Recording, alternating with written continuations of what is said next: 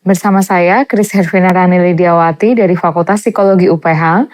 Dalam pembelajaran kali ini, kita akan belajar topik motivasi dan emosi yang merupakan tema yang saling berkaitan.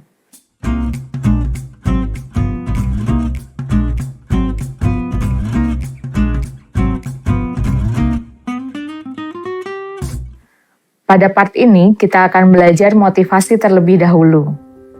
Adapun yang akan kita pelajarin adalah berbagai teori motivasi dan dampak pada prestasi. Motivasi merupakan berbagai faktor fisiologis dan psikologis yang menyebabkan kita bertindak dengan cara tertentu pada waktu tertentu. Ada 3 karakteristik dari motivasi ini. Yang pertama yaitu berenergi untuk melakukan sesuatu atau memberikan energi untuk melakukan sesuatu. Yang kedua yaitu mengarahkan energi untuk mencapai tujuan tertentu.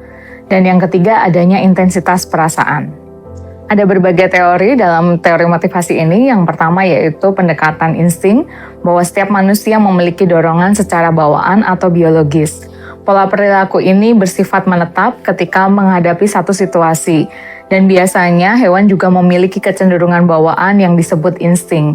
Misalnya ketika anjing marah, maka ekornya akan berdiri, atau hewan-hewan tertentu akan memiliki suara tertentu seperti berdesis, mengerang, dan seterusnya. Namun teori ini gagal untuk menjelaskan teori motivasi pada manusia dan membutuhkan penelitian yang baru pada manusia.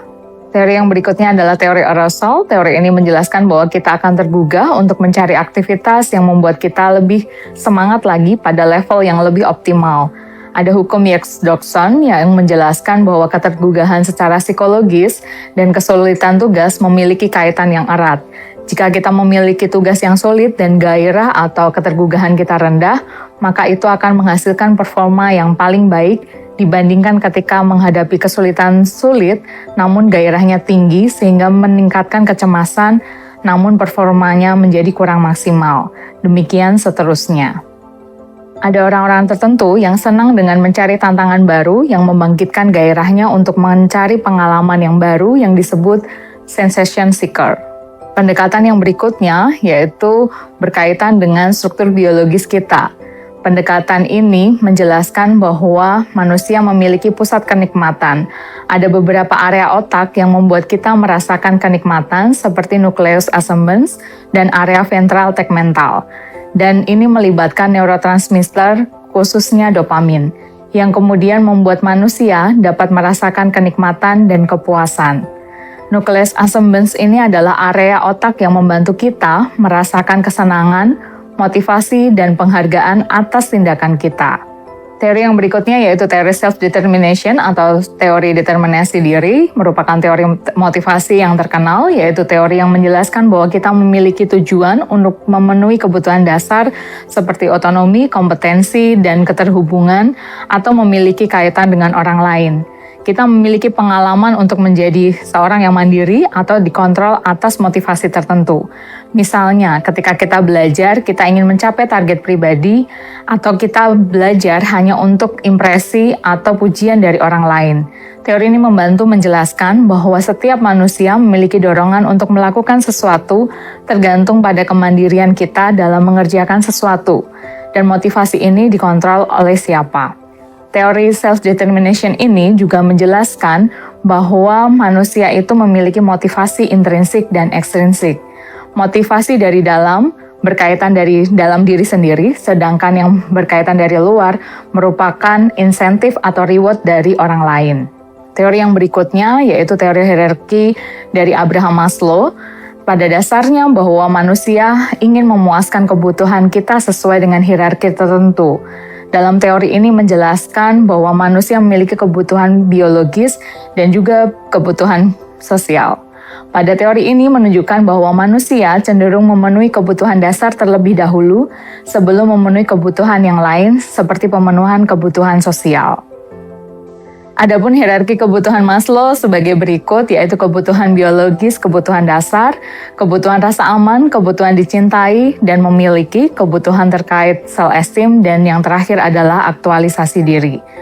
Adapun kritik terhadap teori ini adalah bahwa sulit untuk memenuhi kebutuhan secara akurat berdasarkan hierarki tersebut. Ada orang-orang tertentu yang memiliki prioritas yang juga berbeda-beda. Ada yang mampu memenuhi kebutuhan secara sosial terlebih dahulu meski kebutuhan biologis mereka tidak terpenuhi. Lalu, bagaimana kaitan motivasi terhadap pencapaian atau achievement? Achievement ini termasuk dalam kebutuhan sosial. Kebutuhan untuk berprestasi adalah keinginan untuk menetapkan tujuan dan memiliki ketekunan atau persisten dalam menghadapi segala macam tantangan dan kesulitan, bahkan frustasi dan hambatan-hambatan yang ada. Untuk mengukur kebutuhan berprestasi dapat menggunakan berbagai tes seperti tes proyektif yaitu TAT, namun karena tes ini cenderung mudah dalam melakukan administrasi namun sulit untuk melakukan interpretasi, oleh karena itu belakangan banyak menggunakan tes objektif yaitu menggunakan paper and pencil sehingga mudah dalam mengadministrasikannya maupun juga dalam scoring. Ada orang-orang tertentu yang memiliki kebutuhan berprestasi yang tinggi, dia memiliki ketekunan dalam mengerjakan tugas, aktivitas, dan berkompetisi untuk menang, dan sangat tertarik dengan karir yang membutuhkan inisiatif. Namun, di sisi lain, ada orang-orang tertentu yang memiliki ketakutan akan kegagalan. Namun, orang-orang ini cenderung memilih tugas yang mudah dan tidak tertantang menghadapi tugas yang sulit.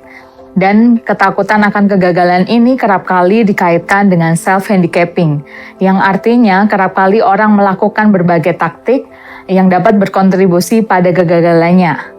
Seperti misalnya ada anak-anak tertentu yang cenderung menghindari tugas yang sulit, bahkan mencari alasan untuk mencapai tujuannya. Misalnya ketika dia besoknya menghadapi kuis, malah dia nonton, sehingga dia berkata bahwa nilai jelek itu karena ia nonton, karena dia tidak belajar. Lalu mengapa ada orang-orang tertentu juga yang sebenarnya memiliki kemampuan intelijensi yang baik, namun performanya lebih rendah?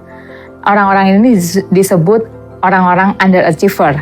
Secara psikologis, ia memiliki self-esteem yang rendah, kurang mampu berrelasi dengan orang lain, dan cenderung pemalu bahkan depresi. Secara kognitif, mereka memiliki karakteristik takut akan kegagalan, memiliki persepsi negatif terhadap kemampuannya, dan kurang tekun dalam mengerjakan tugas. Adapun faktor kognitif tentu berperan besar dalam memotivasi seseorang. Bagaimana ia mengevaluasi atau menerima sebuah situasi dan mempersepsikan hal tertentu akan mempengaruhi seseorang itu bekerja. Ada orang-orang tertentu yang bekerja fokus terlibat pada kegiatannya yang ia minati tanpa adanya reward atau insentif dari luar. Sementara orang-orang tertentu terlibat dalam aktivitas atau perilaku tertentu karena memang ia memenuhi kebutuhan biologisnya seperti adanya hadiah, uang, pengakuan, dan hal-hal yang disebut motivasi ekstrinsik. Demikian video kali ini, kita akan lanjutkan di part yang kedua bagian emosi. Terima kasih.